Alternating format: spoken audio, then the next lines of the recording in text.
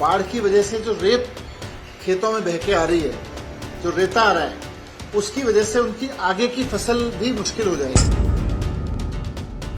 तरन तारण में था, मुझे वहां भी गांव में जब मैं गया तो किसानों ने मुझे ये दिखाया कि देखो जी ये रेत खड़ा हुआ है, इसको कैसे हटाएंगे। अगले 1-2 दिन में तुरंत वो पॉलिसी लेके आएंगे और किसानों को रेता निकालने की अनुमति, एक तरह से किसानों को अपने अपने खेतों से रेत की माइनिंग की अनुमति दी जाएगी। ये राहत लोगों के लिए होगी और जिनकी चिंता है, क्योंकि अभी आज पंजाब का किसान बहुत तरह की चिंता में जी रहा है। ਇਸ ਵੇਲੇ ਦੀ ਵੱਡੀ ਖਬਰ ਜੋ ਅਸੀਂ ਦੇਣ ਜਾ ਰਹੇ ਹਾਂ ਉਸ ਵਿੱਚ ਕਿਸਾਨਾਂ ਨੂੰ ਵੱਡੀ ਰਾਹਤ ਮਿਲਦੀ ਵਿਖਾਈ ਦੇ ਰਹੀ ਹੈ। ਜੀ ਹਾਂ, ਦਰਅਸਲ ਅੱਜ ਆਪ ਪੰਜਾਬ ਇੰਚਾਰਜ ਮਨੀਸ਼ ਸਿਸੋਦੀਆ ਦੇ ਵੱਲੋਂ ਇੱਕ ਪ੍ਰੈਸ ਕਾਨਫਰੰਸ ਕੀਤੀ ਗਈ, ਜਿਸ ਵਿੱਚ ਉਹਨਾਂ ਦੱਸਿਆ ਕਿ ਪੰਜਾਬ ਦੇ ਵਿੱਚ ਇਸ ਵੇਲੇ ਪੂਰੀ ਤਰ੍ਹਾਂ ਦੇ ਨਾਲ ਹੜ੍ਹਾਂ ਦੀ ਮਾਰ ਹੇਠ ਹੈ। ਹੁਣ ਇਸ ਵਿਚਾਲੇ ਸੂਬਾ ਸਰਕਾਰ ਕਿਸਾਨਾਂ ਨੂੰ ਵੱਡੀ ਰਾਹਤ ਦੇਣ ਜਾ ਰਹੀ ਹੈ। ਦਰਅਸਲ ਮਨੀਸ਼ ਸਿਸੋਦੀਆ ਨੇ ਪ੍ਰੈਸ ਕਾਨਫਰੰਸ ਕਰਕੇ ਐਲਾਨ ਕੀਤਾ ਹੈ ਕਿ ਆਮ ਆਦਮੀ ਪਾਰਟੀ ਆਉਣ ਵਾਲੇ ਦਿਨਾਂ ਵਿੱਚ ਨਵੀਂ ਮਾਈਨਿੰਗ ਪਾਲਿਸੀ ਲੈ ਕੇ ਆਏਗੀ, जिस नाल किसानां नाल खेतां विचों मिट्टी चक्कन दी इजाजत दी जाएगी। किसानों के मन में अपनी फसल को लेके बहुत चिंता है। बाढ़ के कारण जो फसल अभी डूबी, वो तो डूबी है, वो तो नुकसान सारा हो ही गया, लेकिन उनकी चिंता है और पुराना एक्सपीरियंस भी है इसको लेके कि बाढ़ की वजह से जो रेत खेतों में बह के आ रही है, जो रेता आ रहा है, उसकी वजह से उनकी आगे की फसल भी मुश्किल हो जाएगी। यानी कि रबी की फसल वो नवंबर में जब बोएंगे तो वहां अगर रेता रहा तो वो दिक्कत होगी। तो हर जगह से जहां घर टूटे हैं वहां डेफिनेटली लोग घर के बारे में भी बात कर रहे हैं, जहां लोगों की फसल बर्बाद हुई है अभी की, जहां पशु मरे हैं उन सब पे भी लोग बात कर रहे हैं, बीमारी की भी चिंता है। लेकिन किसानों की सबसे बड़ी चिंता यह है कि अभी तो कुदरत के कहर ने जो फसल डुबो दी वो डुबो दी, लेकिन आगे की फसल का क्या होगा, क्योंकि अगर खेत में रेता खड़ा रहा तो उसमें प्रॉब्लम आएगी। कहीं ना कहीं सरकारी प्रक्रिया, सरकारी पॉलिसी उसमें आड़े आती है, क्योंकि माइनिंग पॉलिसी है। माइनिंग पॉलिसी में बिना परमिशन के माइनिंग अलाउड नहीं है।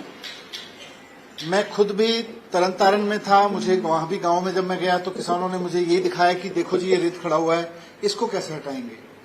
मैं कपूरथला में था, उस दिन मैं गुरदासपुर में गया था, वहां भी किसानों ने यही दिखाया कि जी ये रेता इतना 1-2 फीट खड़ा हो जाएगा, इससे खेत हमेशा के लिए बर्बाद हो जाएंगे हमारे। तो ये बात मैंने कल मान साहब से भी की थी। मान साहब ने भी ये बताया, सीएम साहब ने, कि मैं भी जब जा रहा हूं तो लोग मुझे भी फीडबैक दे रहे हैं कि इस पर तुरंत हमें डिसीजन लेना होगा। और कल मान साहब ने बताया कि अभी वो हॉस्पिटल में हैं, उन्होंने ऑफिसर्स के साथ भी बात कर ली है। इस पर अगले 1-2 दिन में तुरंत वो पॉलिसी लेके आएंगे और किसानों को रेता निकालने की अनुमति, एक तरह से किसानों को अपने अपने खेतों से रेत की माइनिंग की अनुमति दी जाएगी। तो आज आपके माध्यम से मैं खुद भी, क्योंकि मैं जा रहा था तो पंजाब के किसान बहुत इस चीज को लेकर चिंतित हैं, तो मैं आम आदमी पार्टी की तरफ से पंजाब के सभी किसानों को, जिनकी चिंता है कि उनके खेतों का क्या होगा, उनके खेतों में जो रेता भरा हुआ है उसका क्या होगा, आश्वस्त करना चाहता हूं कि आपकी पूरी फीडबैक पार्टी की तरफ से, हमारे लीडर्स एमएलए की तरफ से सरकार के पास पहुंच गई है और सरकार ने ऑलमोस्ट ये मन बना लिया है कि इसमें किसानों को माइनिंग की परमिशन दी जाएगी। बस एक फॉर्मल अनाउंसमेंट की देर है, वो 1 या 2 दिन में मान साहब जब स्वस्थ हो जाएंगे सीएम साहब तो उसके बाद में करेंगे। पर सभी किसानों को अपने अपने खेतों में माइनिंग की परमिशन दी जाएगी। ये राहत लोगों के लिए होगी और जिनकी चिंता है, क्योंकि अभी आज पंजाब का किसान बहुत तरह की चिंता में जी रहा है, तो मैंने सोचा कि आपके माध्यम से उन तक ये सूचना तो पहुंच जाए कि सरकार उनको बाकायदा माइनिंग की परमिशन देगी अपने अपने खेतों में। यही मुझे आपके सामने रखना था। किसानों के मन में अपनी फसल को लेके बहुत चिंता है। बाढ़ के कारण जो फसल अभी डूबी, वो तो डूबी है, वो तो नुकसान सारा हो ही गया, लेकिन उनकी चिंता है और पुराना एक्सपीरियंस भी है इसको लेके कि बाढ़ की वजह से जो रेत खेतों में बह के आ रही है, जो रेता आ रहा है, उसकी वजह से उनकी आगे की फसल भी मुश्किल हो जाएगी। यानी कि रबी की फसल वो नवंबर में जब बोएंगे तो वहां अगर रेता रहा तो वो दिक्कत होगी। तो हर जगह से जहां घर टूटे हैं वहां डेफिनेटली लोग घर के बारे में भी बात कर रहे हैं, जहां लोगों की फसल बर्बाद हुई है अभी की, जहां पशु मरे हैं उन सब पे भी लोग बात कर रहे हैं, बीमारी की भी चिंता है। लेकिन किसानों की सबसे बड़ी चिंता यह है कि अभी तो कुदरत के कहर ने जो फसल डुबो दी वो डुबो दी, लेकिन आगे की फसल का क्या होगा? क्योंकि अगर खेत में रेता खड़ा रहा तो उसमें प्रॉब्लम आएगी।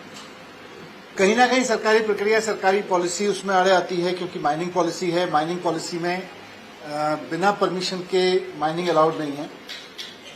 मैं खुद भी तरन तारण में था, मुझे वहां भी गांव में जब मैं गया तो किसानों ने मुझे ये दिखाया कि देखो जी ये रेत खड़ा हुआ है, इसको कैसे हटाएंगे। मैं कपूरथला में था, उस दिन मैं गुरदासपुर में गया था, वहां भी किसानों ने यही दिखाया कि जी ये रेता इतना इतना 1-1, 2-2 फीट खड़ा हो जाएगा, इससे खेत हमेशा के लिए बर्बाद हो जाएंगे हमारे। तो ये बात मैंने कल मान साहब से भी की थी। मान साहब ने भी ये बताया, सीएम साहब ने, कि मैं भी जब जा रहा हूं तो लोग मुझे भी फीडबैक दे रहे हैं कि इस पर तुरंत हमें डिसीजन लेना होगा।